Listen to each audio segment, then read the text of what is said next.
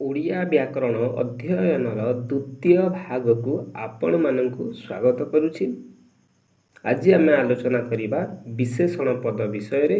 ଏହାର ପୂର୍ବ ଭିଡ଼ିଓରେ ଆଲୋଚନା କରିଥିଲୁ ବିଶେଷ୍ୟ ପଦ ବିଷୟରେ। ଯଦି ଯେଉଁମାନେ ସେହି ଭିଡ଼ିଓଟି ଦେଖିନାହାନ୍ତି ତାହା ଦେଖିଦିଅନ୍ତୁ, କାରଣ ବିଶେଷ୍ୟ ପଦକୁ ଚିହ୍ନି ପାରିଲେ ହିଁ ବିଶେଷଣ ପଦକୁ ଚିହ୍ନିବା ଅତି ସହଜ ହୋଇଥାଏ। ତେବେ ବିଶେଷଣ ପଦ ବିଷୟରେ ଆଲୋଚନା କରିବା। ବିଶେଷଣ ପଦ କ'ଣ ଦେଖନ୍ତୁ, ବାକ୍ୟରେ ଯେଉଁ ପଦ ବିଶେଷ୍ୟ ପଦର ଗୁଣ,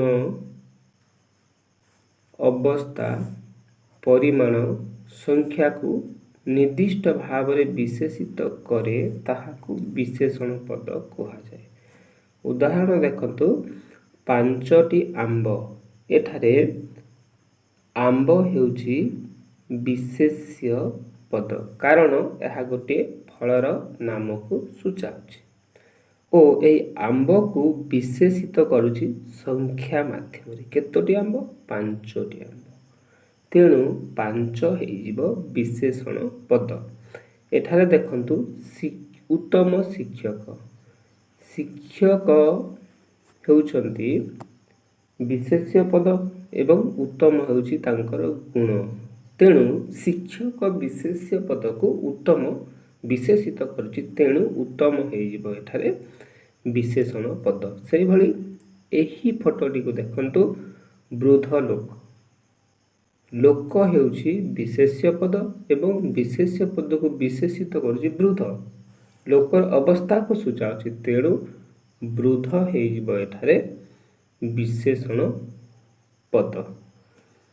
ଏବେ ଦେଖନ୍ତୁ ବିଶେଷଣ ପଦର ପ୍ରକାର ଭେଦ। ବିଶେଷଣ ପଦକୁ ବିଭିନ୍ନ ଦୃଷ୍ଟିରୁ ଅନେକ ଭାଗରେ ବିଭକ୍ତ କରାଯାଇଛି। ଯେଭଳି ଗୁଣବାଚକ ବିଶେଷଣ, ଅବସ୍ଥାବାଚକ ବିଶେଷଣ, ସଂଖ୍ୟାବାଚକ ବିଶେଷଣ, ପରିମାଣବାଚକ ବିଶେଷଣ, ପୂର୍ଣ୍ଣବାଚକ ବିଶେଷଣ, ତୁଳନାତ୍ମକ ବିଶେଷଣ।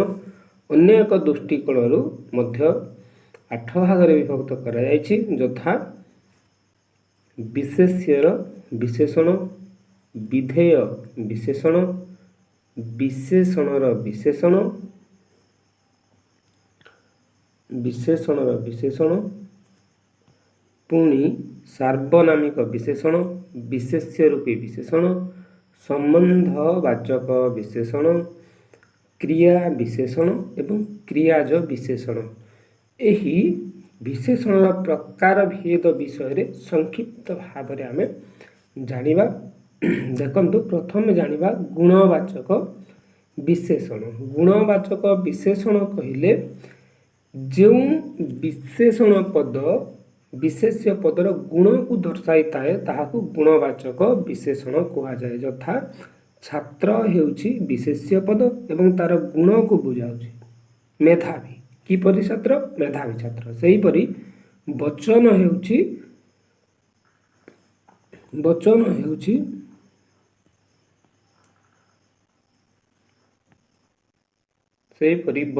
ହେଉଛି ବିଶେଷ୍ୟ ପଦ ଏବଂ କମଳ ହେଉଛି ବିଶେଷଣ ପଦ।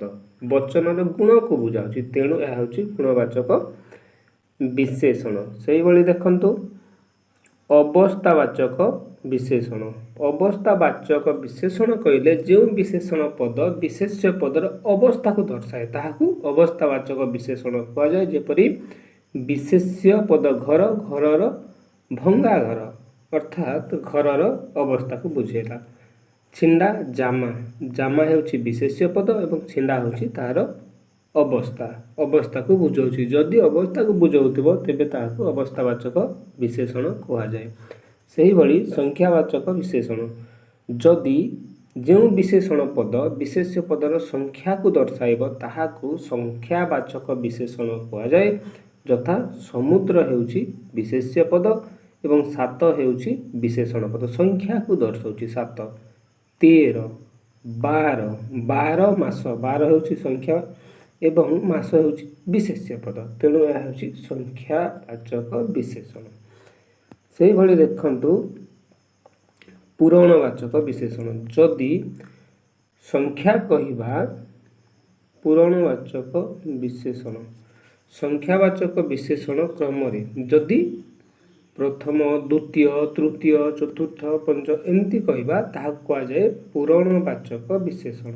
ଅଷ୍ଟମ ଦେଖନ୍ତୁ, ସପ୍ତମ ଯଦି 8 କହିବା ସଂଖ୍ୟାବାଚକ ବିଶେଷଣ ହେଇଯିବ, କିନ୍ତୁ ଅଷ୍ଟମ କହିଲେ ପୂରଣବାଚକ ବିଶେଷଣ, ନବମ କହିଲେ ପୂରଣବାଚକ ବିଶେଷଣ।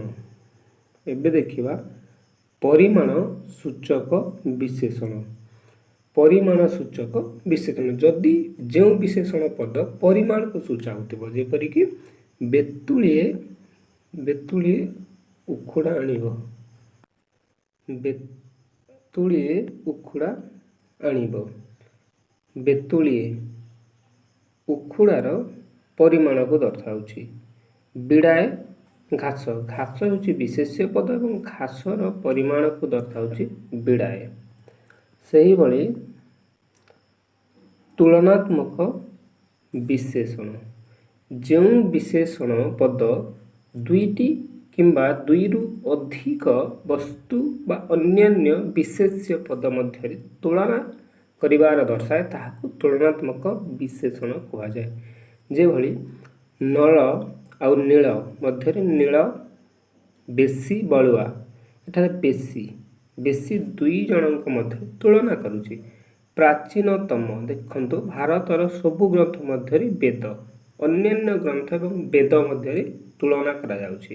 ଦୀର୍ଘତର, ବ୍ରାହ୍ମଣୀ ଠାରୁ ମହାନଦୀ ଦୀର୍ଘତର, ଦୁଇଟି ନଦୀ ମଧ୍ୟରେ ତୁଳନା କରାଯାଉଛି, ତେଣୁ ଏହା ହେଉଛି ତୁଳନାତ୍ମକ ବିଶେଷଣ। ବିଧେୟ ବିଶେଷଣ, ସାଧାରଣତଃ ବିଶେଷଣ ପଦ ବିଶେଷ୍ୟ ପଦର ପୂର୍ବରେ ବ୍ୟବହାର କରାଯାଇଥାଏ। ଉପରେ ଆଲୋଚନା କରିଥିବା ଉଦାହରଣ ଗୁଡ଼ିକରେ ଆପଣମାନେ ଅନୁମାନ କରିଥିବେ, କିନ୍ତୁ ଏଠାରେ ଦେଖନ୍ତୁ ବିଶେଷ୍ୟ ପଦର ପରେ ବିଶେଷଣ ପଦ ବ୍ୟବହୃତ ହେଉଛି।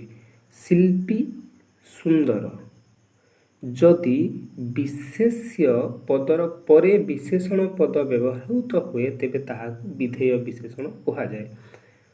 ମୂର୍ତ୍ତିଟି ସୁନ୍ଦର, ଯଦି ଏହା ସୁନ୍ଦର ମୂର୍ତ୍ତି ହୋଇଥାନ୍ତା ତାହେଲେ ବିଶେଷ୍ୟର ବିଶେଷଣ ହୋଇଥାନ୍ତା, କିନ୍ତୁ ଏଠାରେ ମୂର୍ତ୍ତିଟି ସୁନ୍ଦର ହୋଇଥିବାରୁ ଏହା ହେଉଛି ବିଧେୟ ବିଶେଷଣ।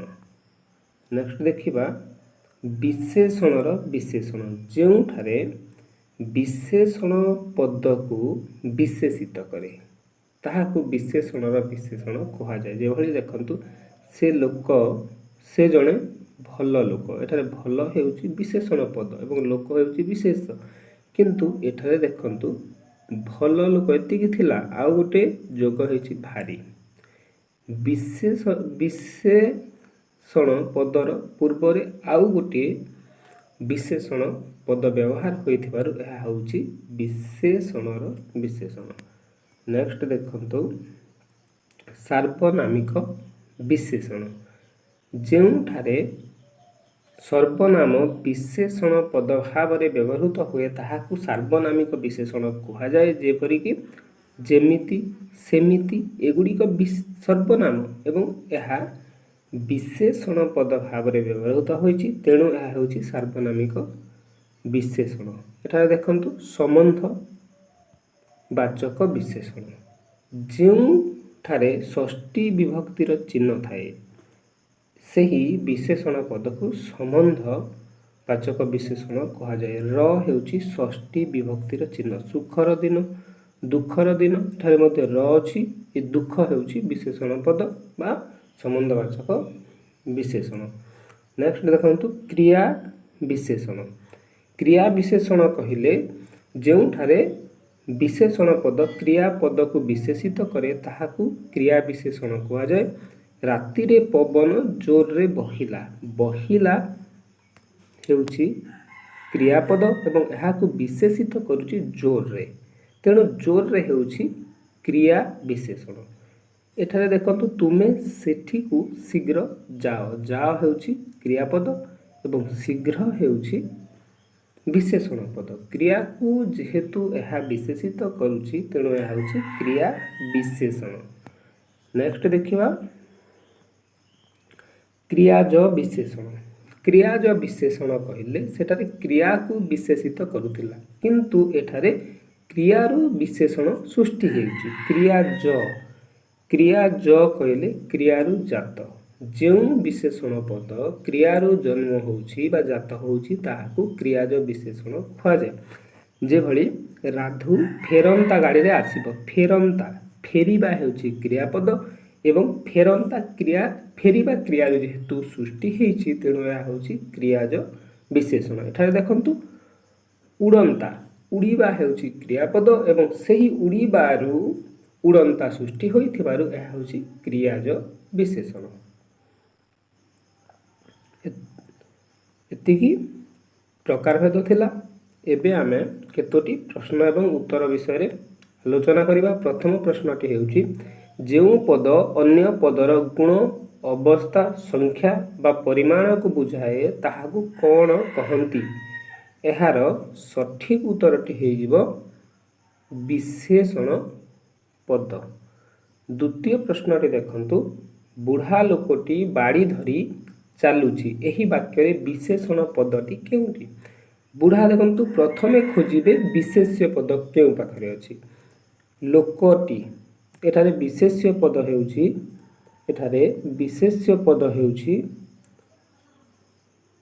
लोकटी और बुढ़ा आमको प्रश्न अछि बुढ़ा कौ पद लोकटी को अवस्था को दर्शाउची तेणु बुढ़ा ए वाक्य रे विशेषण पद कौन हम ए वाक्य रे विशेषण पद हे जिवो बुढ़ा। नेक्स्ट क्वेश्चन देखंतु भंगा घर एथिरे भंगा घरर केउ कथा दर्शाउची भंगा घरर केउ कथा दर्शाउची भंगा घरर अवस्था कथा दर्शाउची। नेक्स्ट देखिबा घरटी भंगा एथिरे भंगा की विशेषण घरटी भंगा देखंतु विशेष्य पद साधारणतः विशेषण पदर परे रही थाए किंतु एठारे विशेष्य पद पूर्वरे अछि एवं विशेषण पद परे अछि तेणु यह केउ विशेषण हेबो विधेय विशेषण हे जिवो।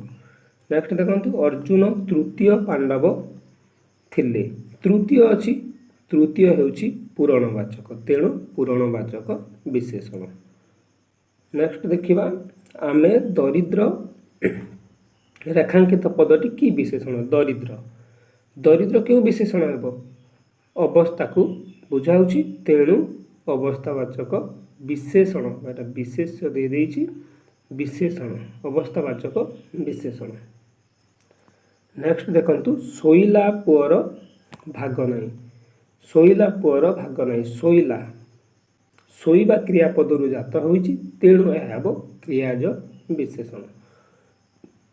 परवर्ती प्रश्न देखंतु एमंत भूई चाकुंडा बुणिले उठई नाही एमंत एठारे एमंत पदटी की प्रकार विशेष्य पद एमंत विशेषण पद हेबो विशेषण पद एथिरे विशेष्य दे देइची विशेषण पद एमंत भूई चाकुंडा बुणिले उठई नाही रे एमंत की पद या हेबो एमंत गोटे सर्वनाम तेणु सार्वनामिक विशेषण पद। नेक्स्ट देखंतु एवरेस्ट पृथ्वीर उच्चतम शृंग रेखांकित विशेषणटी की प्रकार विशेषण रेखांकित पदटी हेउची उच्चतम तुलना करा जाउची तेणु एहा हे जीवो तुलनात्मक विशेषण। नेक्स्ट देखिबा टाइल घर रेखांकित पदटी की प्रकार विशेषण टाइल हेउची विशेष्य पद एवं घर मध्य विशेष्य पद तेणु एठारे विशेष्य पद हेइकी मध्य विशेषण रूपे व्यवहार होइथिबारु एहाकू विशेष्य रूपी विशेषण कहा जाय। नेक्स्ट देखंतु खाइबार पुत्र गला मथुरा पुरकू एठारे खाइबार केउ विशेषण खाइबार र अछि र षष्ठी विभक्ति चिन्ह एवं षष्ठी विभक्ति चिन्ह थिले ताहाको आमे संबंधिक विशेषण बोली कहि थाउ जेहेतु षष्ठी विभक्ति संबंध को सूचाई थाए।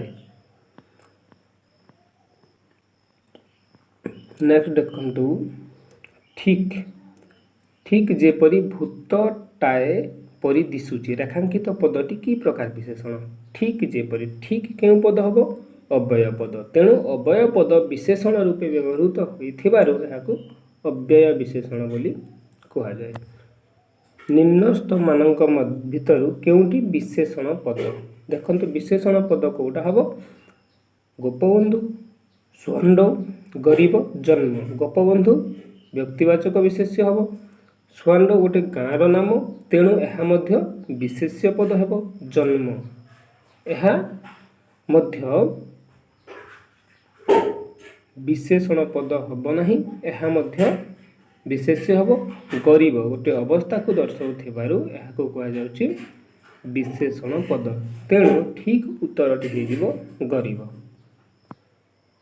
आज एतिक थिला विशेषण विषय धन्यवाद। परवर्ती वीडियो रे आलोचना करिबा सर्वनाम विषय रे।